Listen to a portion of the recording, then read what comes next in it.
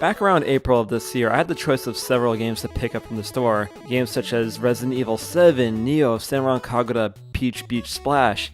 Many fantastic games, but the one game a lot of my friends were singing the praise of was a game called Nier Automata. I didn't buy it at the time for some unknown reason, and instead I bought Sword Art Online vs. Axel World, and we all know how that went. Recently I picked up Nier Automata because it was on sale at my local game store, and oh how wrong I was back in April. Someone go invent a time machine and slap my pansy ass. I never played the first Nier, but I don't think you really need to play Automata. Now Nier is a game that, when I was playing it, it made me realize how important art is for a game's mood and setting. The art style in Nier is very subdued, very somber, very sad. Whatever happened to ruin the city wasn't pretty. All of the buildings are abandoned and disused, falling apart. There's a big ass desert that probably shouldn't be there. And even the friendly NPCs look like they're ready for war at any moment. Not to say that all life is totally wiped.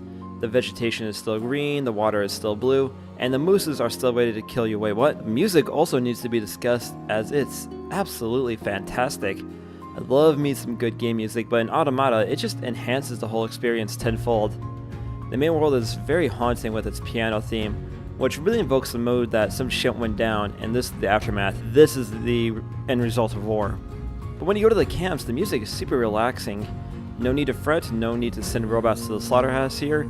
You can just relax. I like going to the amusement park. It's upbeat, but at the same time though, there's an aura of sadness to the music. And then when you fight this jackass named Adam, yeah, real subtle there, guys. It gets funky chutney techno on us. Ray Vaughn! A lot of the music tracks in the game have vocal arrangements, but unfortunately there's no rapping. Come on, Square. You had the bar right there. Put rapping in the next game, please. As for the gameplay of Nier, it's a very solid hack and slasher. There are a lot of rogue bots here, and there is only one course of action. Send them to the scrap heap. Being developed by Platinum, the action is very fast-paced and very intense, and 2B, our protagonist, handles extremely well. The only thing I will say though, I found the lock-on system kind of annoying. She would frequently lock onto things that I didn't want her to, so I just end up forgoing the lock-ons entirely and just move the camera around to whatever bad guy I want to fight. Unlike Platinum's Legacy, however, Nier Automata does away with the rating system and opts for an open-world RPG leveling system like other JRPGs and Square Enix's Legacy to give Nier its own identity. 2B is very mobile. It's a lot of fun moving around the stage with her, jumping up and around buildings and just dodging shit. I guess high heels don't make robots run any slower, do they? Did the Ninja Turtles survive the apocalypse? Dodge that shit, hack and slash away. Long-range bad guys love to throw bullets at you, and indeed, Nier Automata takes a lot of influence from the bullet hell shooting genre. Ikaruga in particular is a very apparent influence on Nier Automata's design in terms of art. I think even professional pervert and game designer Yoko Taro even cited it as one of his favorite games in an interview. And while the main hack and slashing doesn't get boring by any stretch of the imagination, there are some shooting levels here and there to give more variety. And if that's not good enough, you can always customize 2B with different upgrades, like passive upgrades like strength and speed up, or different weapons for more customizability. Much like in Mario Odyssey, when you get to the end credits of the game, it's actually not the end credits of the game. There are a lot of endings to get here, some serious, some not so serious. There's more playable characters you can play as. My playthroughs have been around 10 to 12 hours, so keep that in mind depending on how side quest happy you are.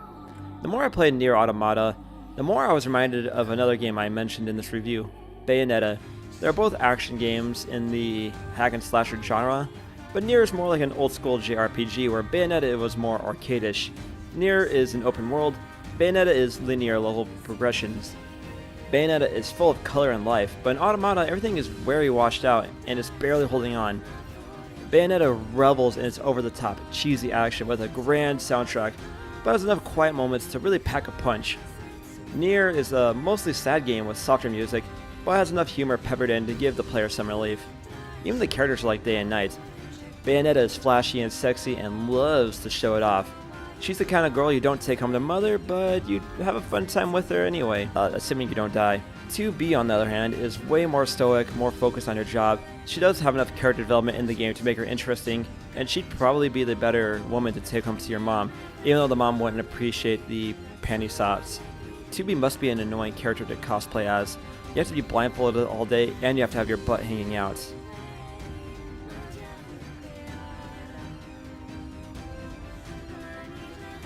So anyway guys, thank you for watching. Remember to like, share, subscribe, all that good stuff, and I'll see you on the next episode of The ZMan Show. Check out one of my other videos, and I'll see you next week, fam. Later.